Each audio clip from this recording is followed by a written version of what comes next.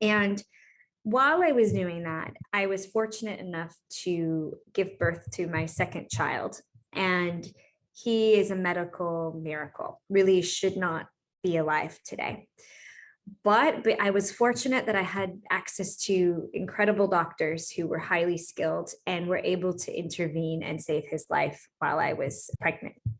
And from that point, I made this commitment to him that I would find some way to give back in what I didn't really know at the time what that meant. I thought maybe I would volunteer or do something, but I just felt so grateful that he was here and is here alive today, because he had a rare condition in utero that without intervention, he would not have lived.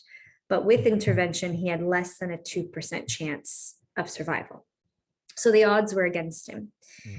And through that process, at the time, Microsoft was just releasing its new kind of brand new AI technology. This was back in, this was in 2014. So it sounds a long time ago. Yeah. But at that time, it was really primitive in the sense that it was recognizing objects. So you take a picture of like a Pepsi or a Coca-Cola can, and you could teach the model to say that this is Pepsi or this is Coke. And I thought to myself, what if this technology could be applied to my son's ultrasound image? Because in this situation, we were able to detect this rare circumstance due to the ultrasound looking not normal. And we did. So we trained the model, and literally for the cost of a few US dollars, we were able to train it with 99% accuracy. And I had this kind of vision of what if we were able to deploy this to hospitals around the world? This would help expedite the visibility, not just for his rare condition, but for other things, cancer detection or rare defects that could be potentially mitigated or addressed. And at that point, I got really curious about AI. So I started to, let's say, study it to a certain degree, not in any professional terms. But I really got curious because I thought, wow, if we're able to do this in a couple of minutes, the technology's there. It's about taking those ideas and putting it into reality. It's bridging that. And so I met Crayon because Crayon was a company that has made its business in helping customers reduce costs and configure the right, let's say, software portfolio to run their businesses.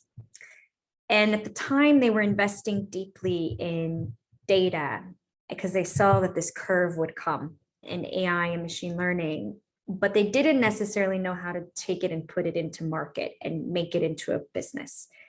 So I took that experience and guided them. And I started to see this, how do I say it, incredible opportunity to really scale this around the world.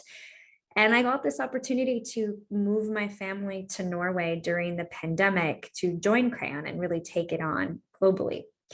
At the time, I think it was more just trusting my instinct more than anything. It felt like the right decision.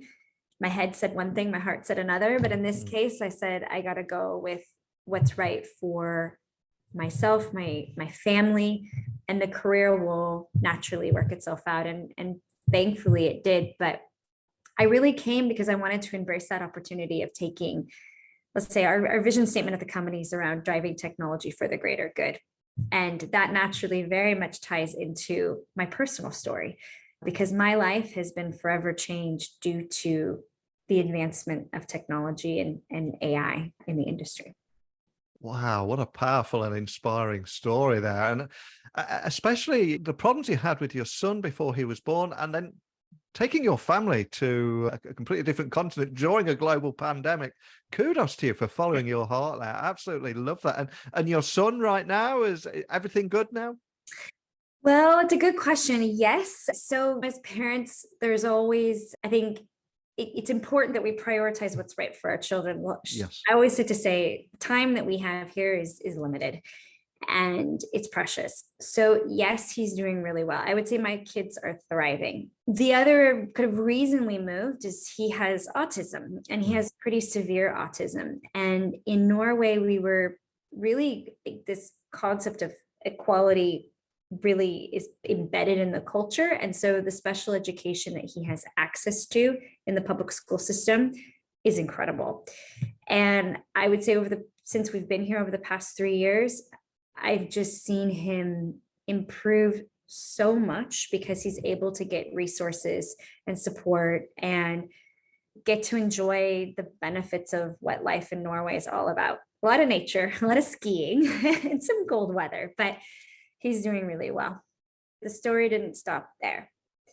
I worked with partners and companies and throughout my career.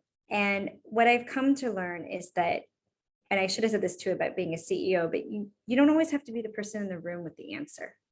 You're not the smartest person. I say that all the time. I'm not the smartest person. What I do, my role is to hire people that have capabilities that I don't have, that can do the job, that can help offset that. And I think in the case of my son, he didn't speak for a number of years due to his being on the autism spectrum. And that was really hard. As a mother, he couldn't say mom or mama. And again, I was inspired by technology. So I came across a company that was using AI in France. And in this case, they had employees who had children with autism. So they just, out of inspiration, created an application where it was image detection. So a lot of these children, when they're learning how to speak, they are very visual. And so he could pick, he's hungry, he could pick a picture of an apple and it would say apple back to him. And over time, the visual plus the listening aspect, he was able to learn to speak through this application. It's a common method now for teaching children how to start to speak. But through this, it was AI based. So it started to detect patterns around his behavior, what he liked, disliked, or I shouldn't say disliked, but what he liked. And so it would prompt the images to come up on the screen. And after 4 years of never really being able to speak, he finally said the word mom. And for me, that pulls on my heartstrings, because that's where I think, when it comes full circle, technology has completely transformed his life. He wouldn't be here today, but now he's finally speaking in sentences, starting to have a conversation with me. And I know that it's because we've really explored the use of technology to influence his development in life. And in the end of the day, as I shared with you, life is short, and it's all about the impact we can have. And for me, I think that really is one of my most proud moments.